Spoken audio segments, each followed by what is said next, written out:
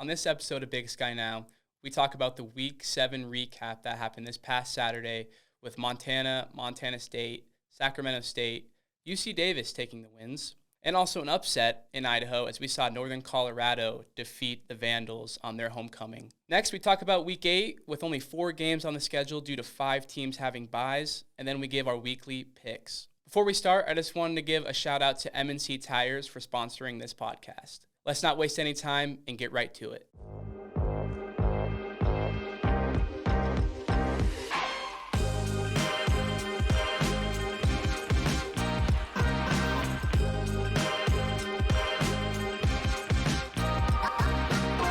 Welcome back, everyone, to the weekly episode of Big Sky Now. I am your host, Luke Schmit. Today, I am joined by Daily Interlake sports editor Fritz Neighbor, Daily Interlake sports reporter John Allen, Coeur d'Alene Press sports editor Mark Nelke, and Columbia Basin Herald sports reporter Mike Maynard. Before we jump over to Week 7 recap, I just want to shout out 2 players in the NFL really quick, both from Eastern Washington and both receivers.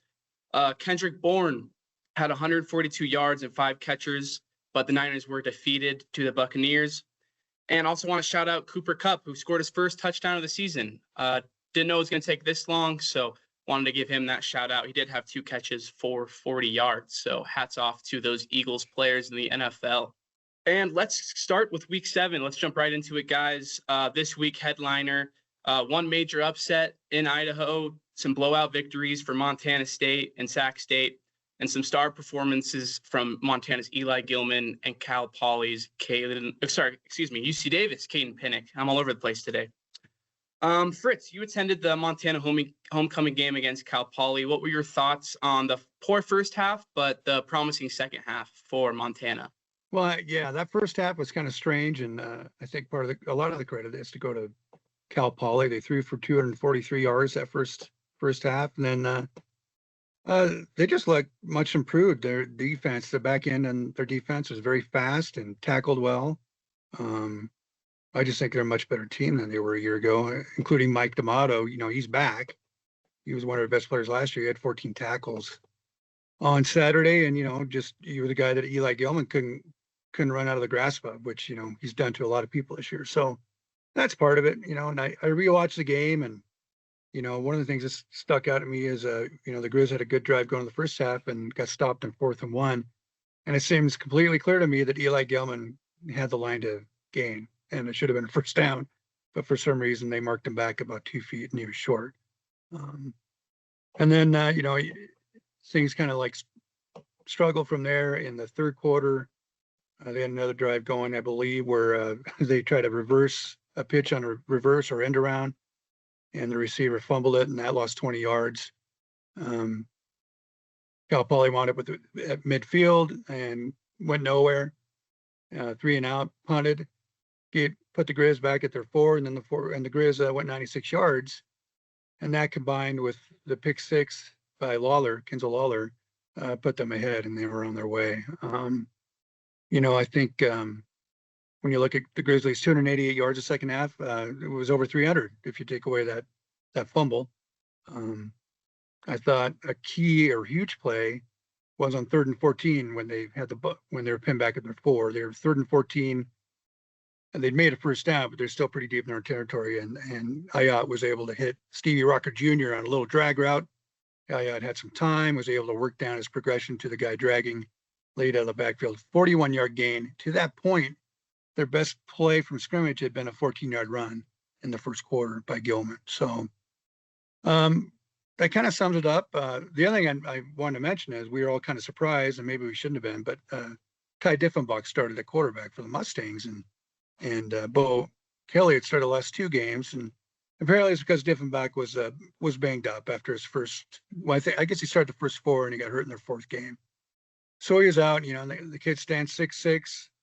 He runs better than Bo Kelly, and for a half, he was pretty good. And then he wound up with 4 interceptions. But I was kind of surprised to see him out there. Maybe the Grizz were too. I know Paul Wolf, who generally is a very open guy, or at least he was when he was Eastern's head coach. He didn't do any media all week, and sprung maybe a little bit surprise, and sort of their defense and sort of their offense overall. And I don't know, they're much improved. And Montana will probably, they've stayed where they are in the rankings. They don't have quite the impressive wins that maybe MSU does, but they got it done the second half.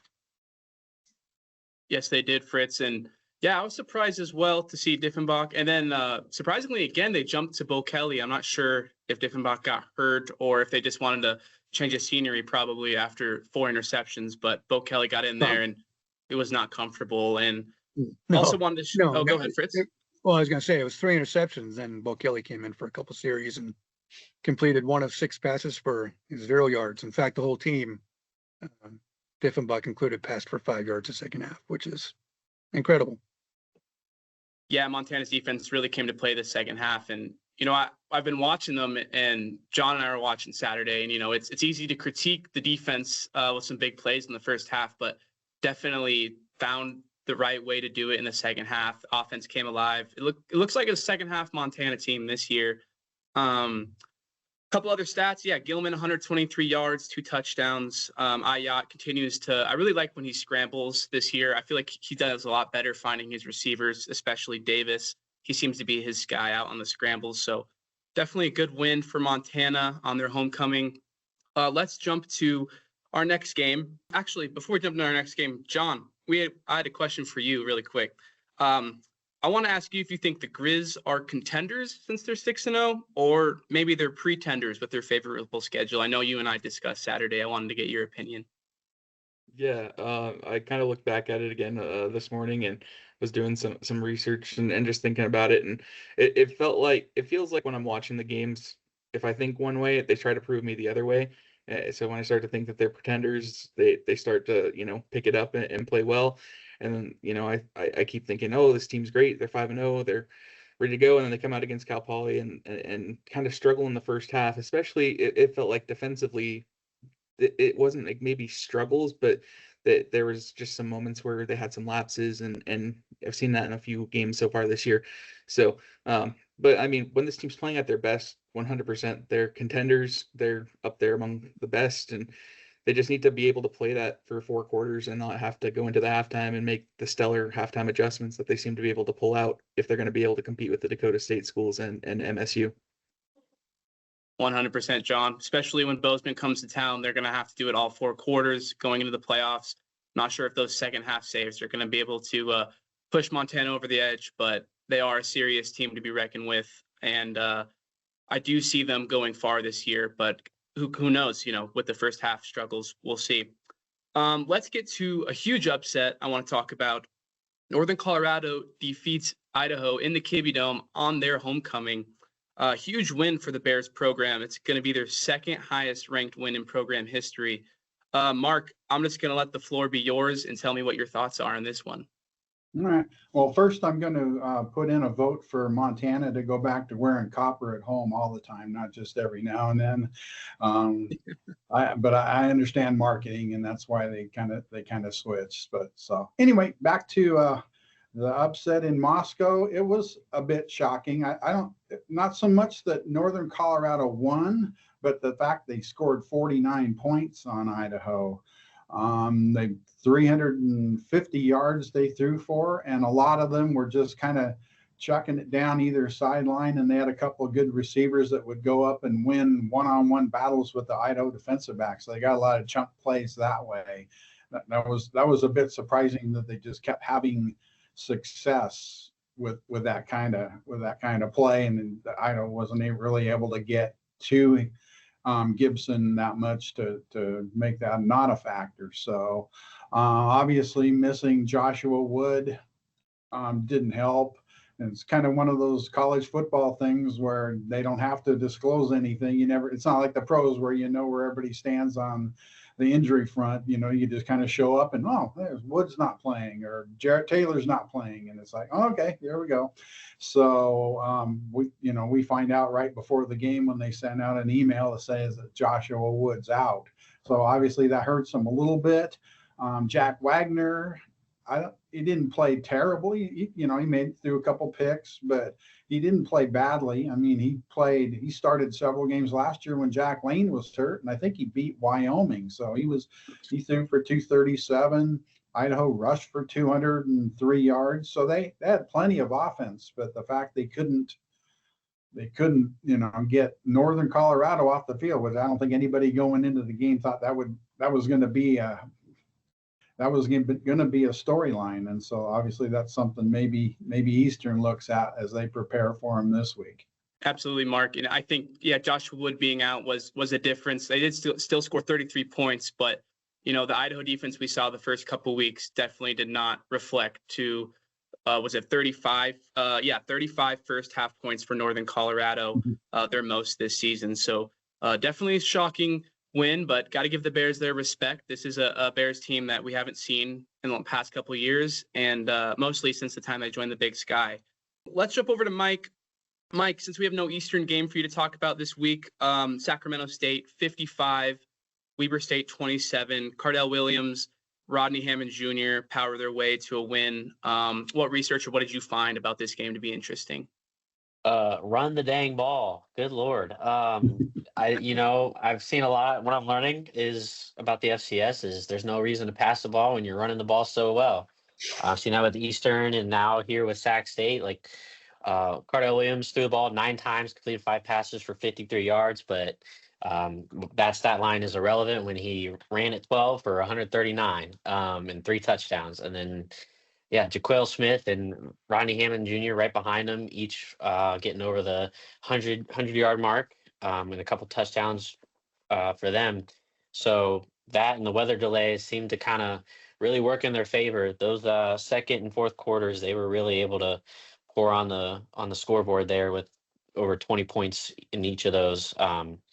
But yeah, that run game was dominant, and it didn't really seem to matter what the Weber State did offensively. I guess you could kind of argue they didn't perform terribly either, putting up 27 points, but that defense just couldn't get a hold of those runners in that rainy game. So yeah, just that run game was really working efficiently for them, and I'm curious to see if that's something they'll continue to lean on as they continue on throughout the season. Yeah, absolutely, Mike. And Sacramento State gets their first conference win of the season, so definitely needed that after their loss to Cal Poly. Let's jump to Bozeman and let's talk about the Bobcats. Bobcats, Fritz, I'm going to ask you this. They had over 500 yards in this game. What were your thoughts on this dominant win for them? Well, every time the Bobcats play, I check the box score to see how Adam Jones did, the Missoula Sentinel kid, the flyer, because he had such a great freshman season. And Saturday he was the man. He had 173 yards and 16 carries. The whole team averaged 7.2 yards a rush, and Justin Lamson just continued to impress. He only had 4 incompletions, and he threw for 4 touchdowns. And Caden Pinnick is rocketing up the leaderboard in the Walter Payton consideration as far as the Big Sky's considered young. But I'm kind of a nerd about passing efficiency, and Pinnick now leads the Big Sky, and he's at 181.05. But Lamson is second, 168.12. He's been very effective, runs the ball well, he gets his guys, and the Bobcats are still for real. They are still for real. And like you said, Lamson, I think, has gotten more efficient, better each game. Obviously, he's a transfer, so it was going to take a little bit of time, but I think he's starting to find his groove with this team. Mark, what did you see from this Bengals loss? They had a couple big plays in the first half. They were in it, and then in the end, Montana State blew them out, but just wanted to hear what you thought. Yeah, well, the 384 rushing yards jumps out for Montana State. They had a lot of wide open lanes for Adam Jones, and even some for Lamson. Idaho State threw it well. They always do, and their 2 receivers went over 100 yards in receptions, and Cook threw for 307. So they threw it okay. Had a couple drops so that killed drives, and then breaking news, they missed a field goal. So that their first missed field goal of the year. So they still wouldn't have won the game, but it would have been a little bit closer. So their offense wasn't too bad. It seemed like with Montana State, I don't know, this is the only game to judge it on, but they seem almost more balanced with Lamson, and because he doesn't run quite as, obviously as much as Malott, and they don't have to they don't have to rely on Malott, and they shouldn't have anyway, because they got good running backs and good receivers. But I think they're a little more balanced, and you got to prepare for a little bit more maybe with this group than maybe stacking the box last year, with Malott running the ball. Definitely, Mark. I think Montana State is going to have a huge matchup soon in a couple weeks. UC Davis will be coming to town, so I'm ecstatic to see that offense and their rushing game go against the UC Davis defense. Last game for week 7 before we get to week 8. John, let's talk about UC Davis's 45-24 win over Northern Arizona. Caden Pinnick, Fritz was just talking about him. 5 touchdowns on Saturday. Man, the Aggies are looking tough to beat when he plays like that. Yeah, definitely. I feel like, he's kind of worked his way up into that top echelon of players here in the Big Sky early on this week, as Fritz kind of noted there. If not, Walter Payton, Jerry Rice at least being the top freshman here in the country. Near 70% completion, 1,400 yards passing, 16-2 touchdown to interception ratio, which is just ecstatic. 5 touchdowns this last week for UC Davis. Just great play. Will he work his way into that, Big Sky top national player award? Remains to be seen. Lamson's playing really well. He's emerged very well for Montana State. Eli Gillman's having a great year again with Montana. You still got Ty Pennington, who's nearing the 2,000-yard mark now for Northern Arizona, even though the Lumberjacks have dropped a couple games in a row now. So it's definitely got some competition up there. But yeah, Caden Pinnick is absolutely shining early on this year, and UC Davis is still playing well, even with the loss of Rex Connors on that defensive side. So they are absolutely the Aggies looking. I cannot wait. I'll stress it again. That game in Bozeman is going to be critical to see which team could come out in the Big Skies, second, third, first place. It's going to be a big game for the conference. And that should do it for a week 7. We have a really quick week 8 preview because there are 5 teams with byes. We have Montana State, UC Davis, Cal Poly, Northern Arizona, and Idaho State all with byes. So going to be a short week 8 preview, but let's get into it. Montana is home again versus Sacred Heart, a non-conference opponent this late into the season. Is weird to some, but maybe you have an explanation on how Sacred Heart might be able to find their way in beating Montana Saturday, or maybe this will just be an easy win for the Grizz. Yeah, it's a weird, kind of a weird, odd opponent. You mentioned how late in the season it is, and teams generally make their schedules out a couple years in advance, and when they have an open spot, they cast a pretty wide net. You can't get much wider than from Montana to Connecticut, which is where Sacred Heart is. Yeah, they're 5-2, but I don't like their schedule very much. They lost 28-10 to Lehigh, which is unbeaten and ranked number 7. Lehigh is in the Patriot League, which isn't the greatest league. They just beat Howard, and a running back named Mitchell Summers, another freshman. He beat up Howard for 243 rushing yards on 18 carries, which is a ton. And they beat Howard 32-14. Howard is a traditionally black population university, also not in a great conference, but it's just kind of an unknown. It's always awesome and different to see new opponents, and this one's brand new, and we'll see what happens. I imagine the Grizz will be okay, just because they play a little bit better in certain facets every week. You don't like it when they have too many men on the field 3 different times, but I bet they iron that out before Sacred Heart gets to town. And so bring on the Pioneers. Let's see how it goes. Absolutely, bring on the Pioneers. That game will be 1:00 on Saturday. I have the privilege to actually be covering this one, so next week I think we have Fritz out on Monday. I will be able to give you guys the Grizz recap, and excited to do it in person. So very awesome and excited for that. Let's jump to our next game.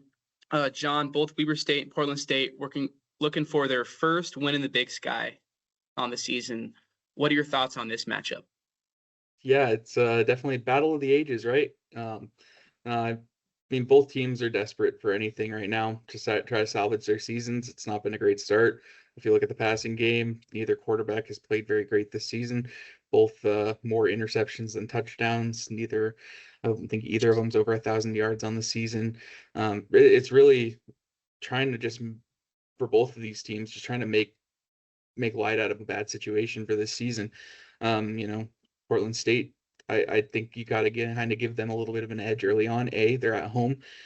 B, they've had a couple of tight games. They only lost by 2 touchdowns to Northern Arizona in a game that you could argue could have been closer, could have been a win for the Vikings. And then a week ago against Eastern Washington, they're, really close on that one as well. So I think you got to give them the edge and the momentum, give them home field advantage. And Weber State's got to figure something out for this passing game. 4 touchdowns to 9 interceptions is not anything to be desired, and neither team's been great on the ground. So it's just gonna which quarterback can do the least harm for their team and who can kind of maybe try to salvage their season here in the second half. Absolutely, John. I think it's must win for both teams. And like you said, I think whoever takes care of the ball on Saturday will win that one. Portland State, their offense, if they can get it done, I would give them respect, but I don't see them being able to get past Weber. But we'll give our picks here on that soon. Let's go to our next game. I'm going to go to Mike first on this one. Eastern's coming off a bye, but Idaho is desperate for a win after that shocking loss to Northern Colorado. What do you expect in this one, Mike? I think this game could easily be more competitive than some might give it credit for. Eastern coming off that bye, but also coming off a win at home and having another home game consecutively. So I know that they're going to really be trying to ride that momentum. I know they've been, as Coach mentioned, Aaron Best mentioned after the game, really working on the blocking schemes and whatnot, making sure that quarterback stays upright and not have to run. But then again, they do have a triple threat in that run game with Marquise Yates, Kevin Allen, and Nate Bell, all very capable of being very explosive on the run and put up high amounts of points, while Idaho has given up quite a bit of points as of late. The defense seems to be struggling and limiting their opponent's scoring ability. So I could foresee Eastern really giving them quite the challenge. But then again, also Idaho, this could be their game that they come in really really fired up and wanting to kind of get that bounce back win. So I think it's a pretty evenly matched game. It could go either way. What's your opinion, Mark? Do you think we'll see a better Idaho team taking that red field on Saturday? Well, for their sake, they better. Otherwise, they're going to be 0-3 in the conference and wondering, on the fence of even getting into the playoffs. They got to play better on defense to start off, even though what Eastern does isn't what Northern Colorado did. And Northern Colorado threw deep and the receivers won one-on-one matchups, and Eastern runs and maybe throws a little bit. Although they might look at the film and go, hey, let's throw a few more of these deep shots in. And so it'll be interesting to see if, I don't think Eastern is going to change their whole offense, but they might throw in a few deep balls just to test the Idaho DBs. Idaho's given them 90 points in the last 2 games. So they need to play better, whether they stop the run or the pass or whatever. Having Wood back would help, obviously. Though Jack Wagner has, he played well, and he played well last year. So I don't think I think they can win with Wagner. He won with them last year. Coach Ford said this. I was listening to the presser today before we did this, and he said Wood's going to be a game time decision. So I guess we'll wait for the pregame email that shows what their availability is before we know. So because that's how it goes in college football. But anyway, like Mike said, it should be a close game, either way, and Eastern's got a shot, especially on the red. Absolutely, they do. And especially if Joshua Wood is out, I think Idaho does need him. And like you said, this is kind of do or die for them. They are still ranked in the top 25, but if they were to drop this one, it's starting to look less and less likely on their playoff hopes this season. Last game we'll talk about, it's the declared Big Sky game of the week. John, we did some research on the Bears Saturday night, and this could be one of their best seasons in the Big Sky. Honestly, they're starting out very well compared to what we've seen on those long seasons in Northern Colorado and Greeley fans not showing up, I think there's some excitement. So do you think they can continue this excitement into their game versus Sacramento State? Yeah, well, like you said, I kind of did some research on Saturday night, and I think 3 wins on the season kind of puts them up in the top half of their season since they've joined the Big Sky. They've gotten to 6 wins twice, 5 wins once, and outside of that, they've not done very well. So, yeah, if you looked in the polls today as well on Monday as they came out, you might have noticed they got 9 votes in the top 25 after knocking off Idaho last week. So this definitely isn't your father's Northern Colorado team. They're a lot better. They're like we said early on this season, they almost knocked off South Dakota. They almost knocked off Colorado State. They could very easily be 5-1 at this point going in this week. Yeah, Sacramento State is, you never know what to think about Sacramento State because, like we've talked about earlier this season, it feels like when they should be winning, they're not showing up, and when we rule them out, they show up and put together a big win. Noticed this last week, and Mike kind of mentioned it too. Running the ball, they were successful, but with Northern Colorado's wins this year, teams that have run the ball have actually been the games that they've prevailed in. It's when teams pass it, like Idaho State did, that Northern Colorado has kind of fallen behind and struggled. So, that run defense can maybe keep them in it, and I could see Northern Colorado definitely being in this one and maybe walking away from Sacramento with their 2nd straight road win. I do as well, John, especially with that momentum win, as you said, at Idaho. And yeah, that Sacramento State, I kind of relate them a little bit to Idaho State, and kind of, when they're coming off a tough week, we kind of expect them to play bad, and then they play well to their standards. So those 2 teams, I'm kind of finding some similarities there. Before we get to our picks, I just wanted to give Fritz the floor if there's any final thoughts he had on the Week 8 games. Well, I was kind of saving it for my picks.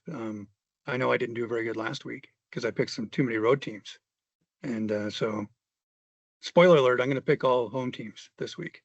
So let's get to them. Yeah, let's get to the picks right now. Let's get to John. You extended your lead a few picks this week, just like Fritz said. He had a couple of teams he picked on the road. So let's go with John. You're at 53 out of 58 correct. Still first place. Go ahead. All righty. Well, I'm going to pick Montana to roll at home, and I hope that you have fun going out there and covering that game, Luke. Thank you. Got Portland State winning at home over Weber. I think they get their first win of the year. Idaho rebounding over Eastern. And then I've got Northern Colorado going on the road and beating Sacramento State. And let's jump over to Fritz. Fritz, like you said, just a couple games, you came up short, 50 out of 58, so you're still in second place. You can still catch up here soon. What do you have for us this week?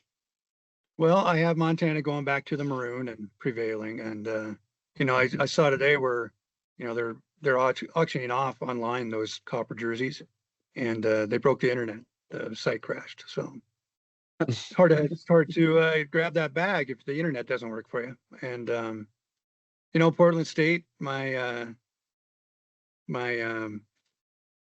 like for the Portland State coach, Bruce Barnum, is going to make me pick the Vikings to get that elusive Big Sky Conference win. And, I would have picked Idaho a week ago, and I would have picked Northern Colorado a week ago, but then Idaho went flat, and Sac State had a really impressive win. So I'll stick with Eastern Washington at home, and I'll stick with Sac State at home against Northern Colorado. And on to Mark. Mark, you're at 48 out of 58, so just 2 games behind Fritz. Go ahead. All righty. Well, I'm going to take Montana at home. As much as Weber might be a slight favorite, I'm going to, I like Bruce Barnum too. I think he's good for the league, and I kind of pull for his teams just because of that. I'm going to take them to win on their home turf in Hillsboro. I thought about taking Eastern, but I'm going to stay with Idaho to kind of make the adjustments and win a close one. And then as much as Northern Colorado had a big win last week, I'm going to go with future FBS power Sac State to win again and beat Northern Colorado this week. Thank you, Mark. Mike, you and I continue to be neck and neck. We are tied at 47 out of 58, so we're getting a little closer to these guys, but got to still make up some more ground. Let's hear what you got. Yeah, gonna stick with Montana to get the win. I think I'm actually gonna go with Weber State to get a bounce back win, and Portland State continue the losing streak. I liked how they kind of competed, or they really did compete with Eastern Washington, but that's kind of the only game where they actually did that. So unless they're able to ride that momentum, which I don't feel like is likely, I think Weber State's going to take that. I'm going to take Eastern Washington to get the win. So Mark and I can have a little friendly competition there, some banter next week maybe. And then I got Sacramento State also getting the win this weekend as well. Perfect. Thank you, Mike. Let's get on to my picks here. I'm going to take Montana to beat Sacred Heart at home. I am going to take Weber State to bounce back against winless Portland State. Haven't seen anything from them, but they are coming off their bye week, and you guys are confident in them. So as you were saying that, I was maybe rethinking, but I need to get some points, so I'll take Weber State here. I like Idaho to avenge their loss last week and defeat Eastern, but I do think that game will be close, especially them being on the road. And lastly, you know what? Give me the Bears. I actually didn't pick them at first, but I'm going to take Northern Colorado. I like them over the future NIL FBS powerhouse of Sac State. So give me the Bears this week. I'm ready. Is that legal? Probably not. Hey, I'd like to go back and change a couple of my picks too. No, okay, I'll hang with them. I wrote them down, but as I was going, I said, you know what? Give me the Bears. I'm back and forth on them all season. But that's my picks this week. Hopefully Mike and I can start catching up to you guys. That'll do it today, though, on this episode of Big Sky Now. I thank everyone for tuning in and listening as well. If you are doing that on Spotify or any app you use for podcasting, please leave a comment, like, subscribe to the video, and we would love to discuss anything you have for us. But until next week, we will catch you later on Big Sky Now. M&C Tire in Kalispell has been locally owned since 1979. From urban avenues to untamed trails, M&C Tire will help you conquer any terrain. Unleash the power within your ride. Stop into M&C Tire at 1271 North Meridian Road in Kalispell or mnctire.com. M&C Tire, wherever you go, we've got you covered.